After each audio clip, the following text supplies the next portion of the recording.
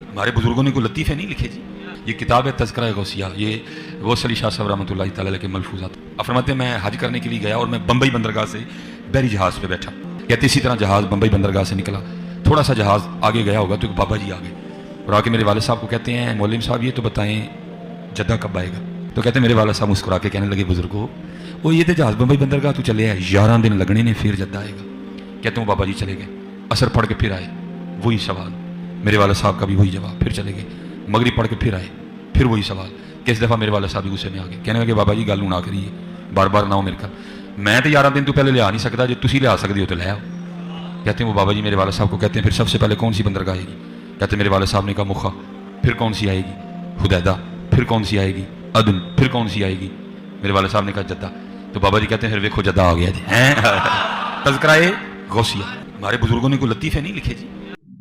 بہرحال مختصر یہ کہ انہوں نے کہا جی وہ ایک اللہ والا تھا، وہ بار بار آ کے میرے ابا جی جو اس وقت کپتان تھے ان سے پوچھتا تھا کہ بھی ہاں جی کتنی دور رہ گیا جی جدہ، کیونکہ جدے کے ساحل کے اوپر جا کے وہ بحری جہاز نے رکنا تھا.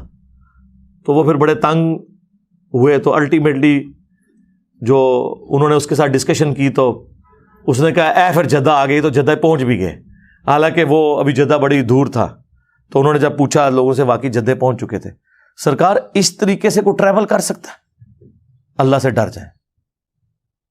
اور میرا معصومانہ سوال ہے، آپ کے سارے بزرگ بحری جہازوں میں جاتے تھے جب حج اور عمرے کے لیے، تو آپ تو کہتے ہیں بزرگوں کا مقام بہت بلند ہے. اگر ویل مچھلی تیر سکتی ہے، شارک مچھلی تیر سکتی ہے، تو آپ کے بابے سمندری راستے تیر کے کیوں نہیں وہاں پہنچتے تھے؟ ہاں آئے ہو نا داڑ تھلے ہوں.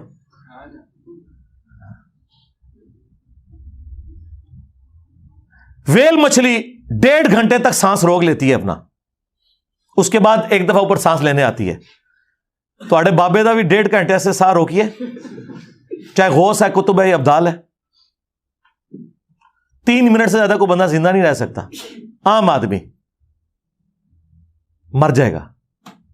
اور پھر جو آپ یہ کہانی کروا رہے ہیں کہ جی وہ بحری جہاز سمیت وہاں پہنچ گئے جدے، اس میں ایک ٹیکنیکل غلطی ان سے ہو گئی ہے، وہ میں نے ہائی لائٹ کرنی ہے.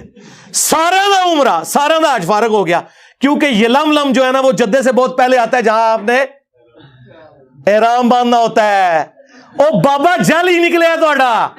ہاں اونوں جڑا میں کہنا تہاڈے بابے نوں نہ نماز دا پتا نہ حج روزے دا پتا، او بابا ایڈا جالی سی، اس کو چاہیے تھا یہ لم پہ پہلے وہ روکتا اور کہتا کہ بھائی میقات شروع ہو گیا، احرام باندھ لو. اس نے ڈائریکٹ سب کو جدے بجھا دیا، سارے ہوتے دم واجب کرا چھڑا. میرے نبی سا ہے ہی کوئی نہیں، تیرے سارے بابے تے شاہی کوئی نہیں. آئے اور داڑ تھلے، یہ کسی کا دماغ ہی نہیں گیا. لوگ سبحان اللہ کہہ رہے ہیں، لعنت اللہ.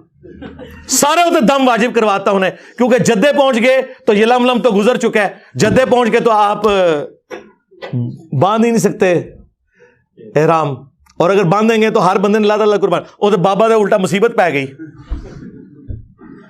کتنی بڑی ٹیکنیکل غلطی ہے اس کے اندر، ٹیکنیکل غلطی. اور اس سے یہ پتہ چلا کہ بابے کو حج کے مسائل نہیں پتا تھے، ورنہ وہ پہلے یلم روکتا، اس کے بعد جدے جاتا. یہی تو ہم کہتے ہیں انہیں تجویز سے نماز بھی نہیں آتی، ترجمہ تو چھڑ دو، کوئی پڑھ ہی نہیں سکتے.